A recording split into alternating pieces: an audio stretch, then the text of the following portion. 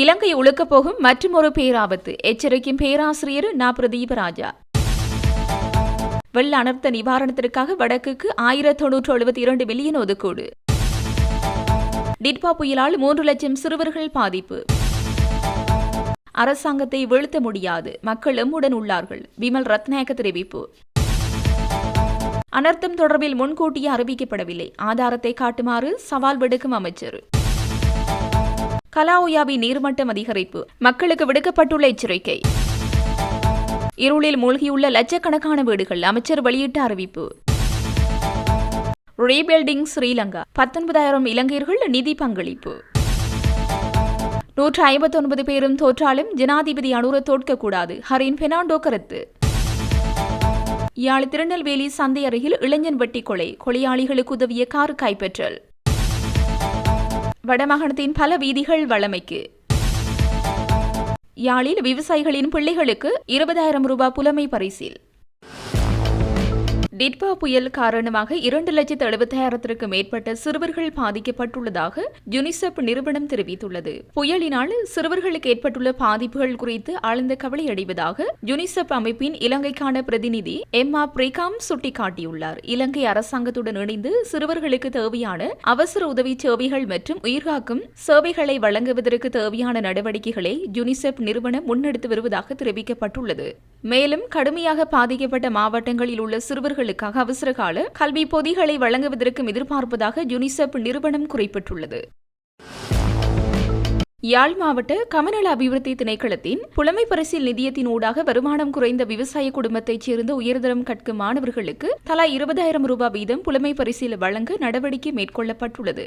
மாணவர் ஜீவனோபாயமாக விவசாயத்தை கொண்ட குடும்பத்தைச் சேர்ந்தவராகவும் பெற்றோரில் ஒருவராவது யாழ்ப்பாண மாவட்டத்தில் உள்ள ஏதாவதொரு கமக்காரர் அமைப்பில் உறுப்பினராகவும் இருத்தல் வேண்டும். 2024 கல்வியாண்டுக்குரிய காப்போத்த சாதனதர பரீட்சையில் சித்தியடைந்து 2027 ஆண்டில் உயர்தர பரீட்சை எழுதும் மாணவராகவும் இருத்தல் வேண்டும். தகைமையுடைய விண்ணப்பதாரிகள் தமக்குரிய கமநல சேவைகள் நிலையத்தில் விண்ணப்ப படிவத்தை பெற்று பெற்றோர் அங்கவத்தராக உள்ள கமக்கார அமைப்பு தங்களது பிரிவுக்கு பொறுப்பான கிராம உத்தியோகத்தர் மற்றும் மாணவர் கல்வி கற்கும் பாடசாலை அதிபர் ஆகியோரது சிபாரிசுடன் பூரணப்படுத்தப்பட்ட விண்ணப்பத்தை உரிய கமநல சேவைகள் நிலைய கமநல அபிவிருத்தி உத்தியோகத்தரிடம் நேரடியாகவோ தபால் மூலமாகவோ எதிர்வரும் 31ஆம் தேதிக்கு முன்பாக கையளிக்க முடியும். இந்த திட்டத்தில் காப்போத சாதாரண தரத்தில் விண்ணப்பதாரியால் பெற்றுக்கொள்ளப்பட்ட பெறுபேறு, குடும்ப வருமானம், மீள் குடியமர்வு என்பன கருத்தில் எடுக்கப்பட்டு கமநல சேவைகள் நிலைய பிரிவு மட்டத்தில் தெரிவு இடம்பெறும் என்று யாழ் மாவட்ட கமநல அபிவிருத்தி திணைக்கள உதவி ஆணையாளர் அறிவித்துள்ளார்.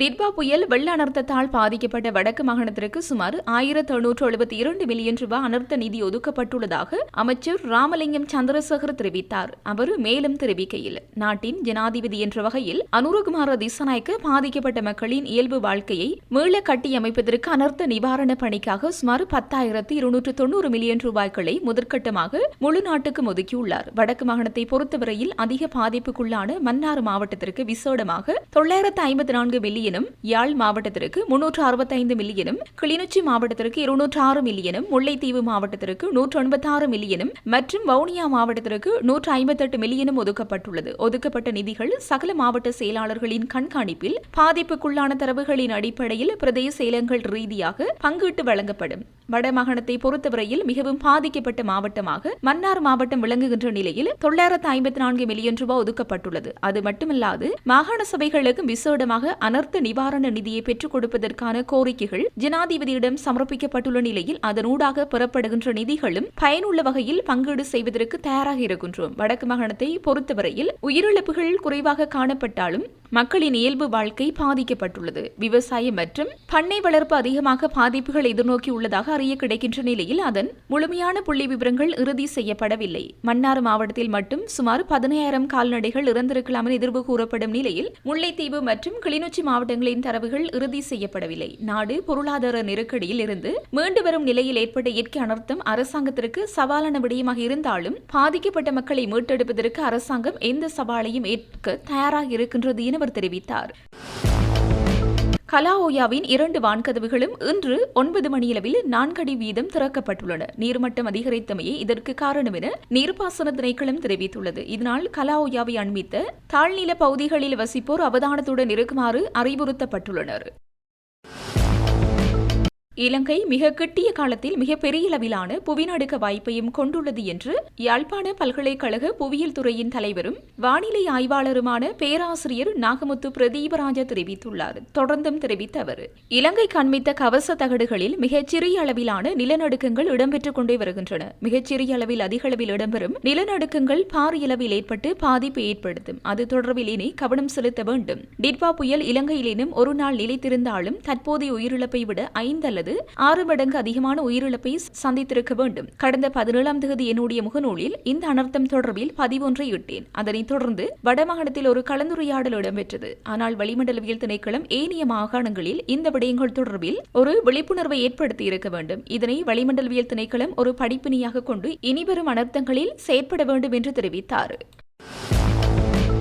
இலங்கையில் அண்மையில் ஏற்பட்ட பாரிய அனர்த்தம் தொடர்பில் முன்கூட்டிய எச்சரிக்கை வெளியிடப்பட்டதாக கூறப்படும் தகவல்களில் எவ்வித உண்மையும் கிடையாது என அமைச்சர் நலிந்த ஜெயதீச தெரிவித்துள்ளார். கடந்த நவம்பர் மாதம் 12ஆம் தேதி இலங்கைக்கு பாரிய அளவில் புயல் தாக்கம் ஏற்படும் என முன்னெச்சரிக்கை விடுக்கப்பட்டதாகவும் அதனை அரசாங்கம் கவனத்தில் கொள்ளவில்லை எனவும் சுமத்தப்படும் குற்றச்சாட்டுகளில் எவ்வித உண்மையும் கிடையாது. இந்த அனர்த்தம் தொடர்பில் கடந்த நவம்பர் மாதம் 12ஆம் தேதி ஏதேனும் ஒரு நிறுவனம் அதிகாரப்பூர்வ அறிவிப்பு வெளியிட்டிருந்தால் அதனை நாடாளுமன்றத்தில் சமர்ப்பிக்குமாறு அமைச்சர் கோரியுள்ளார். கடந்த நவம்பர் மாதம் முழுவதும் வளிமண்டலவியல் திணைக்களம் வெளியிட்ட காலநிலை குறித்த அறிக்கைகள் தம்மிடம் இருப்பதாகவும் வளிமண்டலவியல் திணைக்களம் எந்த ஒரு சந்தர்ப்பத்திலும் அதிகாரப்பூர்வமாக இவ்வாறான அறிக்கை வெளியிடப்படவில்லை எனவும் அவர் சுட்டிக்காட்டியுள்ளார். வளிமண்டலவியல் திணைக்களம் அவ்வாறான ஒரு முன்னெச்சரிக்கையை வெளியிட்டிருந்தால் அது குறித்து அனர்த்த முகாமைத்துவ மையம் உள்ளிட்ட ஏனைய நிறுவனங்களுக்கு தகவல் அனுப்பி வைக்கப்பட்டிருக்கும் என தெரிவித்துள்ளார். ஆகவே நவம்பர் 12ஆம் தேதி அறிவுறுத்தப்பட்டதாக எதிர்க்கட்சியினர் குறிப்பிடுவது அடிப்படையற்றது. எதிர்க்கட்சியின் ஒரு சில உறுப்பினர்களின் கருத்துக்கள் வெறுக்கத்தக்கது என அவர் தெரிவித்துள்ளார். டிட்வா சூறாவளியால் ஏற்பட்ட பெரும் சேதத்திற்கு பிறகு நாட்டை மீண்டும் கட்டியெழுப்புவதை நோக்கமாக கொண்டு ரீபில்டிங் ஸ்ரீலங்கா நிதியத்திற்கு நேற்று முன்தினம் வரை 19,000க்கும் மேற்பட்ட வெளிநாட்டில் தொழில் புரியும் இளைஞர்கள் பணத்தை வைப்பு செய்துள்ளதாக நிதி திட்டமிடல் மற்றும் பொருளாதார அபிவிருத்தி அமைச்சின் செயலாளர் கலாநிதி ஹர்சன சூரிய பெருமை தெரிவித்தார். அவர் விசேட அறிக்கை ஒன்றை வெளியிட்டு இதனை தெரிவித்தார். நிதியமைச்சின் செயலாளர் விடுத்துள்ள விசேட அறிக்கையில் மேலும் தெரிவித்துள்ளதாவது, நமது நாட்டு மக்களில் பெரும்பாலானோர் சீரற்ற வானிலையால் பாதிக்கப்பட்டுள்ளனர். அவர்களுக்கு தேவையான நிவாரணங்களை வழங்க அரசாங்கம் தலையிடுவது போன்று வெளிநாடுகளில் உள்ள இலங்கையர்களுக்கும் பாதிக்கப்பட்ட மக்களுக்கு தேவையான உதவிகளை வழங்க சந்தர்ப்பம் வழங்குமாறு கோரிக்கை விடுக்கப்பட்டது. அதற்காக நிதியமைச்சு மற்றும் ஏனைய அரசு நிறுவனங்களினதும் ஒருங்கிணைப்பில் தற்போது 2 வேலை திட்டங்களை முன்னெடுத்து வருகின்றன. அதன் முதலாவது வேலை திட்டமாக வெளிநாடுகளில் உள்ள இலங்கையர்களிடமிருந்து பெறப்படும் நிதியுதவிக்காக இலங்கை வங்கியில் ஒரு சிறப்பு கணக்கு இலக்கம் அறிவிக்கப்பட்டது. இதுவரை 19,000க்கும் மேற்பட்ட வெளிநாட்டில் தொழில் புரியும் இலங்கையர்கள் அதில் பணத்தை வைப்பு செய்துள்ளனர். மேலும் 2வது வேலை திட்டத்தின் கீழ் இந்நாட்டிற்கு பொருட்களை அனுப்புவர்களுக்கு குறைந்த ஆவணங்கள் மற்றும் எந்த கட்டணமுமின்றி பொருட்களை அனுப்பும் செயல்முறை இலகுபடுத்தப்பட்டுள்ளது. மேலும் அத்தகைய பொருட்களுக்கு விதிக்கப்படும் தீர்வை வரி மற்றும் கட்டணங்கள் நீக்கப்பட்டுள்ளன. இந்த வேலை திட்டத்தை துரிதப்படுத்துவதற்காக சுங்க பணிப்பாளர் நாயகத்தின் தலைமையில் ஒரு செயலணி நிறுவப்பட்டுள்ளது. எனவே இந்த நாட்டிற்கு அனுப்பப்படும் பொருட்களை எளிதாக விடுவிக்க முடியும் என்பதை கூற வேண்டும். இருப்பினும் இந்த சலுகை அனர்த்த முகாமைத்துவ நிலையத்தின் பேரில் அனுப்பப்படும் பொருட்களுக்கு மாத்திரமே கிடைக்கும். இது தொடர்பிலான மேலதிக தகவல்கள் ஏற்கனவே சுங்க இணையதளத்தில் குறிப்பிடப்பட்டுள்ளன. மேலும் அனைத்து நாடுகளிலும் உள்ள தூதரகங்கள் மூலம் இதுகுறித்து தெளிவுபடுத்தப்பட்டுள்ளது. வெளிநாட்டில் தொழில் புரியும் இலங்கையர்களால் இந்நாட்டிற்கு அனுப்பப்படும் பொருட்கள் அனர்த்த முகாமைத்துவ நிலையத்தினால் பெறப்பட்ட பின்னர் பாதிக்கப்பட்ட மாவட்டங்களின் மாவட்ட செயலாளர்கள் மூலம் உடனடியாக விநியோகிக்கும் வேலை திட்டம் தயாரிக்கப்பட்டுள்ளது. வெளிநாடுகளில் உள்ள இலங்கையர்கள் வங்கிகள் மூலம் பணம் அனுப்புவதில் சிரமம் இருந்தால் அவர்கள் சம்பந்தப்பட்ட நாட்டின் தூதரகங்கள் மூலமாகவும் நாட்டிற்கு பணத்தை அனுப்பலாம். வெளிநாட்டில் தொழில் புரியும் இளைஞர்களாகிய உங்களால் அனுப்பும் பணம் மற்றும் பொருட்கள் உங்கள் சகோதரர் அல்லது அண்டை வீட்டாருக்கு வழங்கப்படலாம். எனவே பாதிக்கப்பட்டவர்களின் வாழ்க்கையை மீட்டெடுக்க அனைவரின் ஆதரவும் அவசியம் என்றார். இயற்கை அனர்த்தத்தை தொடர்ந்து நாட்டு மக்கள் அனைவரும் ஒன்றிணைந்துள்ள சந்தர்ப்பத்தில் எதிர்க்கட்சியின் ஒரு சில உறுப்பினர்கள் கீழ்த்தரமான அரசியல் லாபத்துக்காக செயற்படுகிறார்கள். அரசாங்கத்தை நெருக்கடிக்குள்ளாக்க முயற்சிக்கின்றார்கள். ஏற்பட்ட அனர்த்த நிலையின் பாதிப்பிலிருந்து வெகு விரைவில் மீண்டெழுவோம். அரசாங்கத்தை வீழ்த்த முடியாது. மக்கள் எம்முடன் உள்ளார்கள் என சபை முதல்வரும் அமைச்சருமான பிமல் ரத்நாயக்க தெரிவித்தார். நாடாளுமன்றத்தில் நடைபெற்ற 2026ஆம் ஆண்டுக்கான வரவு செலவு திட்டத்தின் பெருந்தோட்டத்துறை சமூக உட்கட்டமைப்பு அமைச்சு வர்த்தகம் மற்றும் உணவு பாதுகாப்பு அமைச்சு மற்றும் நிதி திட்டமிடல் மற்றும் பொருளாதார அபிவிருத்தி அமைச்சு ஆகிய அமைச்சுகளுக்கான நிதி ஒதுக்கீடு மீதான குழுநிலை விவாதத்தில் உரையாற்றும் போதே மேற்கண்டவாறு குறிப்பிட்டார். அங்கு அவர் மேலும் உரையாற்றியதாவது, நாட்டில் ஏற்பட்டுள்ள அனர்த்த நிலைமையில் நாங்கள் சில அடிப்படை ரீதியிலான திட்டங்களை முன்னெடுக்கின்றோம். அவசர முன்னுரிமை, தற்காலிக தீர்வு மற்றும் நிரந்தர தீர்வு என்ற விடயங்களாக அவற்றை முன்னெடுக்க உள்ளோம். அதன்படி அவசர நிலைமை மற்றும் தற்காலிக தீர்வுகள் தொடர்பிலேயே முதல் கட்டமாக நடவடிக்கைகளை முன்னெடுக்கின்றோம். நாட்டை மீள கட்டியெழுப்புதல் என்பது நிரந்தர தீர்வாக இருக்கும். அனர்த்தத்தில் பாதிக்கப்பட்ட பல பிரதேசங்கள் இருக்கின்றன. இந்நிலையில் வடக்கு மாகாணத்தை எடுத்துக்கொண்டால், யாழ் மாவட்டத்தை எடுத்துக்கொண்டால் பாதிப்புகள் அங்கு மிகவும் குறைவாகும். கிளிநொச்சியில் சில பிரதேசங்களில் பாதிப்புகள் ஏற்பட்டிருந்தன. வவுனியாவில் சில பிரதேசங்களும் பாதிக்கப்பட்டன. ஆனால் மன்னார் மற்றும் முல்லைத்தீவு அதிகளவில் பாதிக்கப்பட்டுள்ளன. முல்லைத்தீவு நாயாறு பாலம் சேதமடைந்துள்ளது.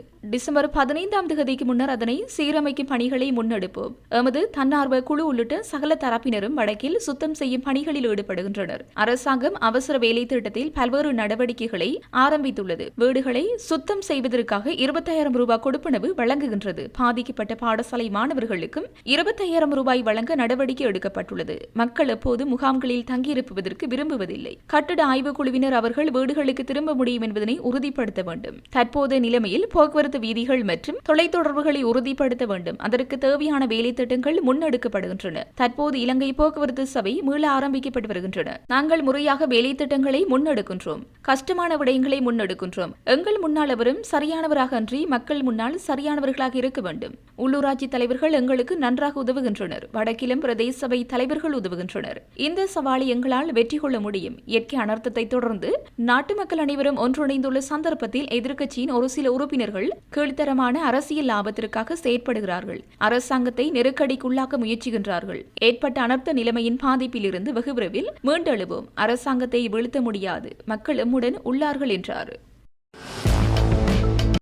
டிட்வா புயல் ஏற்படுத்திய பாரிய பேரழிவை அடுத்து இலங்கையில் முன்னெடுக்கப்பட்டு வரும் நிவாரண நடவடிக்கைகளுக்கு ஆதரவளிப்பதற்காக ஆசிய அபிவிருத்தி வங்கி $3 மில்லியன் அனர்த்த நிவாரண மானியத்திற்கு அனுமதி வழங்கியுள்ளது. அத்துடன் சீரற்ற வானிலையினால் பாதிக்கப்பட்ட தாய்லாந்து மற்றும் வியட்நாம் ஆகிய நாடுகளுக்கும் தலா $2 மில்லியன் வழங்க ஆசிய அபிவிருத்தி வங்கி அங்கீகரித்துள்ளது. சம்பந்தப்பட்ட அரசாங்கங்களிடமிருந்து விடுக்கப்பட்ட உதவி கோரிக்கைகளை தொடர்ந்து ஆசிய அபிவிருத்தி வங்கியின் தலைவர் மசோடா கண்டா இந்த அறிவிப்பை வெளியிட்டுள்ளார்.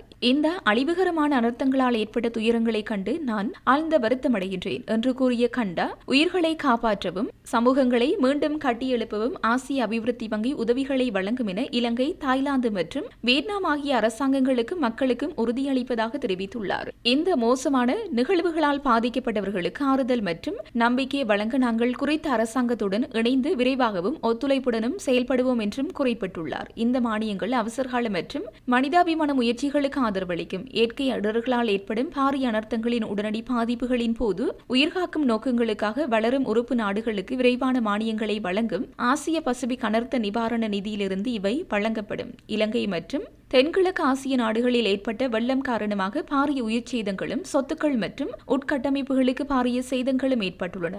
ஆசியா மற்றும் பசிபிக் பிராந்தியம் முழுவதும் உள்ளடக்கிய நிகழ்ச்சியான மற்றும் நிலையான வளர்ச்சியை ஆதரிக்கும் ஒரு முன்னணி பலதரப்பு அபிவிருத்தி வங்கியாக ADB திகழ்கிறது. சிக்கலான சவால்களை தீர்க்க தனது உறுப்பினர்கள் மற்றும் பங்காளிகளுடன் இணைந்து பணியாற்றும் ADB வாழ்க்கையை மாற்றியமைக்கவும் தரமான உட்கட்டமைப்பு உருவாக்கவும் நிதியியல் கருவிகள் மற்றும் மூலோபாய கூட்டாண்மைகளை பயன்படுத்துகிறது. யாழ்ப்பாணம் திருநெல்வேலி சந்தைக்கு அருகில் இளைஞர் ஒருவர் வெட்டி கொலை செய்த பின்னர் கொலையாளிகள் மோட்டார் சைக்கிளில் தப்பிச் சென்ற போது அவர்களுக்கு பாதுகாப்பு அளித்து பின்தொடர்ந்த கார் ஒன்றினை போலீசார் கைப்பற்றியுள்ளனர். திருநெல்வேலி சந்தைக்கு அருகில் கடந்த ஞாயிற்றுக்கிழமை காலை கொட்டு மலைக்கு மத்தியில் வீதியில் இளைஞர் ஒருவரை வன்முறை கும்பல் ஒன்று வெட்டி படுகொலை செய்திருந்தது. குறித்த சம்பவம் தொடர்பிலான விசாரணைகளை முன்னெடுத்து வந்த போலீசார் மறுநாள் திங்கட்கிழமை இளைஞனை கொலை செய்த நால்வரில் 2 உள்ளிட்ட 6 பேரை கைது செய்திருந்தனர்.